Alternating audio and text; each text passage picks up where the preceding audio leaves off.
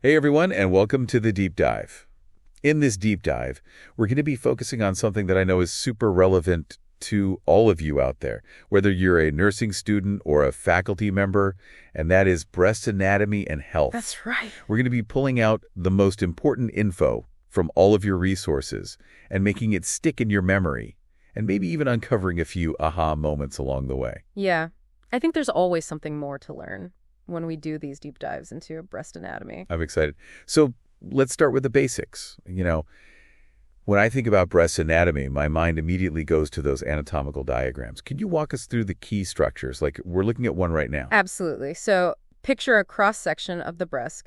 The first thing to remember is that it's not just a uniform mass of tissue. It's actually divided into these distinct lobes, usually around 15 to 20 of them radiating out from the nipple. Okay, so I'm visualizing these lobes, kind of like slices of a pie. Perfect analogy. Okay. And each of those lobes is further divided into smaller units called lobules. These lobules contain the glands that actually produce milk. Got it. So lobes are the big picture. Lobules are the tiny factories within each slice. So how does that milk get from those little factories out to the nipple? Good question. That's where the lactiferous ducts come in. Each lobule have a duct that acts like a tiny pipeline, carrying milk towards the nipple. These ducts all converge into larger channels called lactiferous sinuses, which act as reservoirs right before the milk is released. Wow. It's amazing how intricate this whole system is. I've always wondered about those little bumps on the areola. What are those all about? Those are the Montgomery glands. They have a really important job. Especially during breastfeeding, they secrete a special oily substance that lubricates and protects the nipple and areola, helping to prevent cracking and soreness. So they're not just there for decoration. I'm starting to see how every little structure has a purpose. Exactly. And you've probably heard of Cooper's ligaments, right? Those fibrous bands that run through the breast tissue. Yes. I know they give the breast their shape, but I'm guessing there's more to the story. You bet. They're like internal scaffolding, providing support and lift.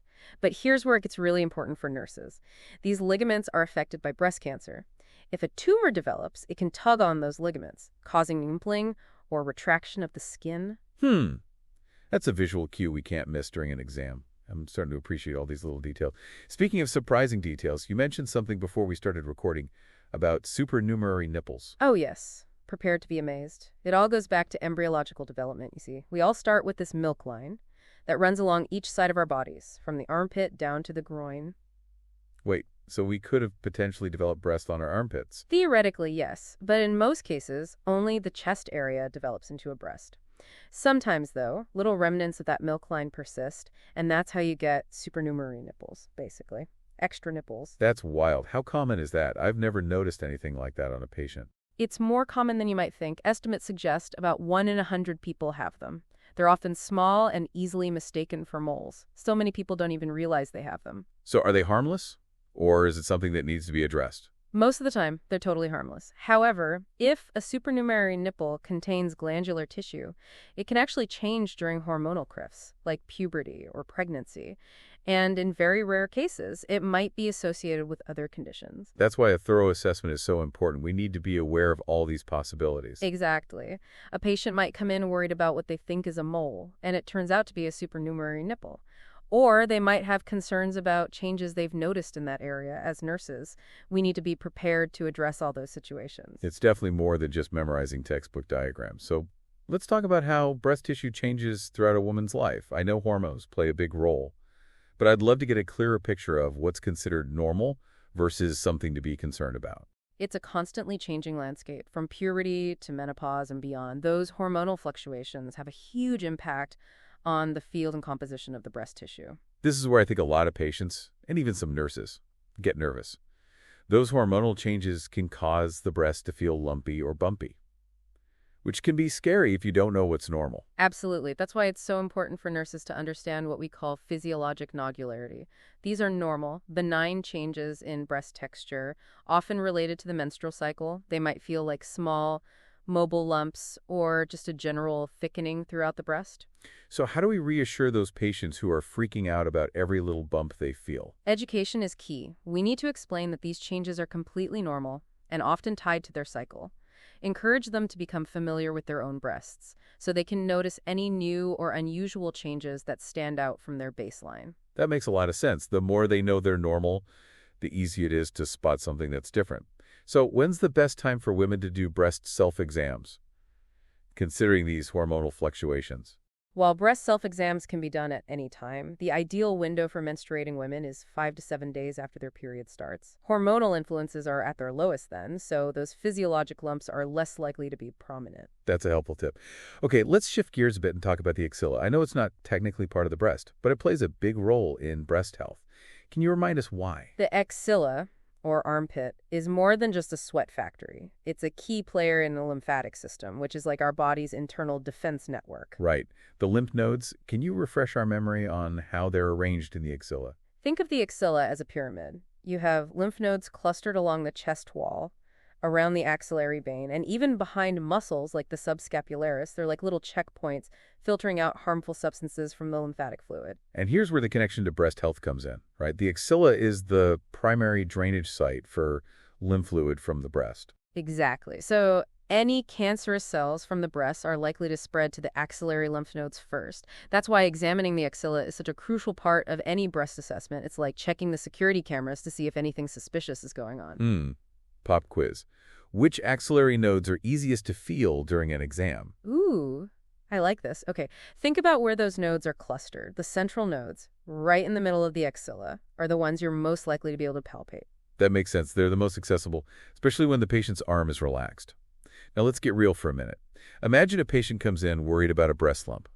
What are the first questions a nurse should ask to guide their assessment? First, we need to pinpoint the location of the lump.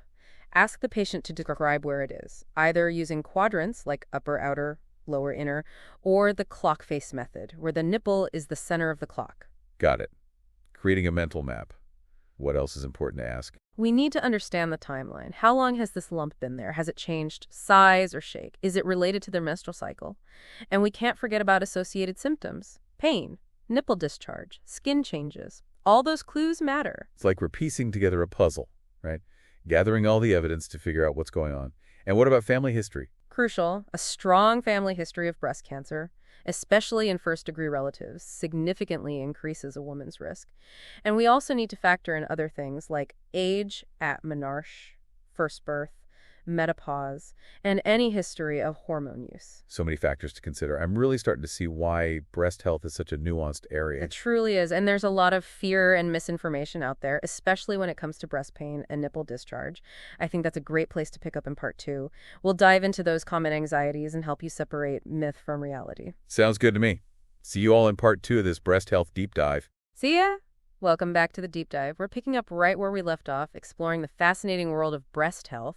And today we're tackling those topics that tend to cause a lot of anxiety for patients: breast pain and nipple discharge. I'm glad we're talking about this, because I know those are two of the most common concerns women have about their breasts. And honestly, even as a nurse, I sometimes find myself wondering, is this normal, or should I be worried? It's natural to worry, especially with all the emphasis on breast cancer awareness. But the good news is most breast pain and nipple discharge is actually benign. It is reassuring to hear. So let's start with breast pain.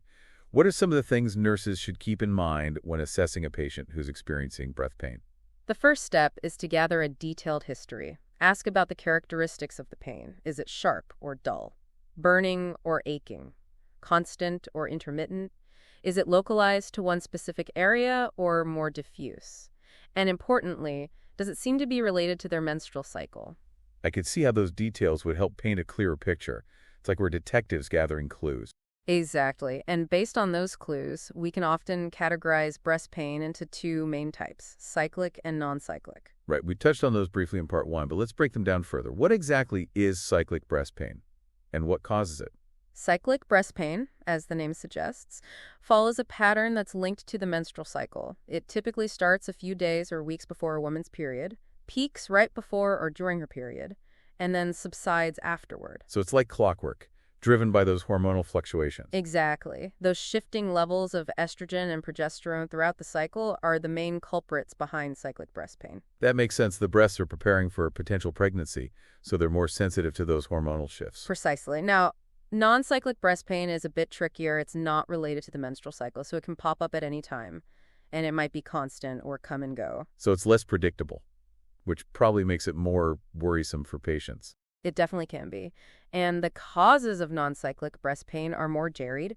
It could be due to musculoskeletal issues like a pulled muscle in the chest wall, or even just poor posture. It could also be caused by breast cysts, fibroadenomas, inflammation of the breast tissue, mastitis, or even certain medication. Medications, I wouldn't have thought of that. It's something to be aware of. Some medications, like certain hormonal therapies, antidepressants, and even some heart medications, can cause breast pain as a side effect. That's a good reminder to always ask about medication changes during a breast health assessment. Absolutely. We need to consider all the factors that could be contributing to a patient's symptoms. Okay, so we've talked about the different types of breast pain, but when should we be concerned? What are the red flags that warrant further investigation?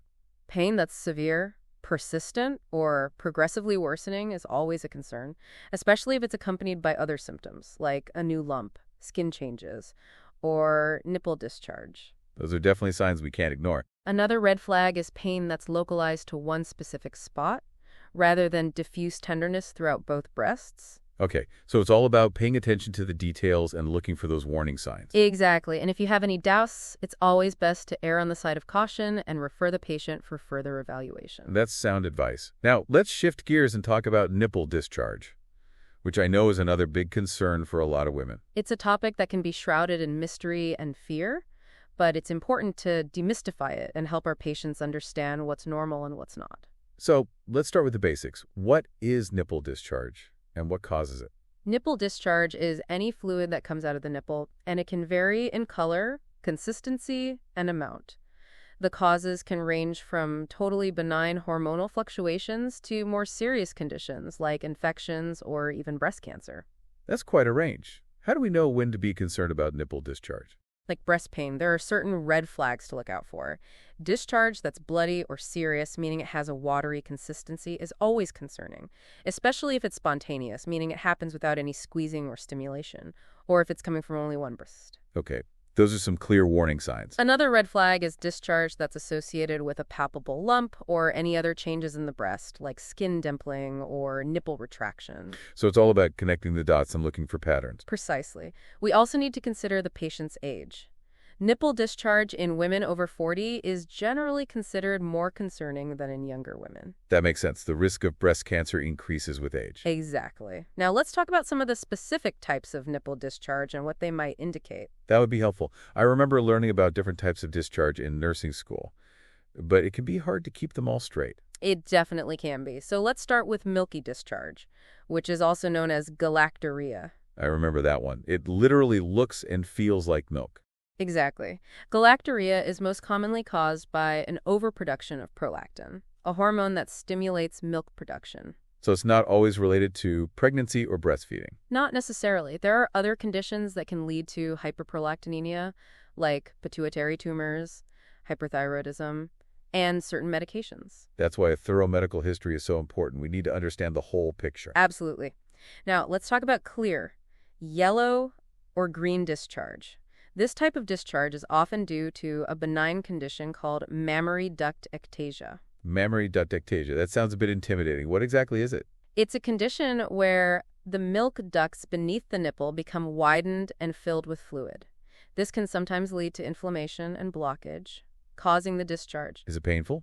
It can be. Some women experience pain, tenderness, or itching around the nipple, while others have no symptoms at all. So it can present in different ways? Exactly. Now, let's move on to the more concerning types of discharge, like bloody or serious discharge. Yes, those definitely sound more worrisome. They can be. Bloody discharge could indicate a benign condition, like an intraductal papilloma. An intraductal papilloma? What's that? It's a small, non-cancerous growth that develops inside a milk duct. It's like a little polyp, and it can cause bleeding, leading to bloody nipple discharge. It's not cancerous, but it can still cause bleeding. Exactly. However, it's important to remember that bloody discharge can also be a sign of something more serious, like ductal carcinoma in situ, DCIS, or invasive breast cancer. That's why it's so crucial to take any bloody nipple discharge seriously and refer the patient for further evaluation. Absolutely. Early detection is key when it comes to breast cancer, so any suspicious symptoms should be investigated promptly. This has been incredibly helpful in sorting out the different types of nipple discharge and their potential implications. Now let's talk about what happens next. If a patient presents with breast pain or nipple discharge, what are the next steps in their evaluation? That's a great question, and the answer depends on the specific symptoms and the patient's individual risk factors. So it's a personalized approach. Exactly. For some patients, reassurance and conservative management might be all that's needed. What does conservative management involve? It could include things like wearing a supportive bra, applying heat or cold therapy, taking over-the-counter pain relievers, and making lifestyle changes, like reducing caffeine intake or managing stress. Those are all great tips. But what if the symptoms are more concerning and don't respond to conservative measures? Then we need to consider further evaluation. This might involve imaging studies like a mammogram or ultrasound or even a biopsy to rule out any serious conditions. It sounds like nurses play a vital role in educating patients about these diagnostic procedures and helping to alleviate their anxieties. Absolutely. We're often the ones who explain what to expect, answer their questions, and provide emotional support throughout the process. This has been an incredibly informative deep dive into breast pain and nipple discharge. I'm feeling much more confident in my ability to assess and educate my patients about these common concerns.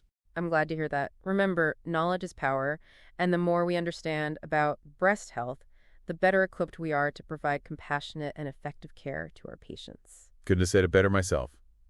Stay tuned for part 3 of this episode, where we'll put all this knowledge into practice and learn the art of the breast exam. See you there. Welcome back to the final part of our breast health deep dive. We've covered so much ground already, from anatomy to those tricky topics of pain and discharge. Now, it's time to put all that knowledge into action and learn the art of the breast exam. I'm excited to walk you through it. It's one thing to understand the theory, but actually performing a breast exam on a patient can feel a bit daunting, especially when you're first starting out. I remember that feeling. Like, what if I miss something or make the patient uncomfortable? It's definitely a skill that takes practice and confidence.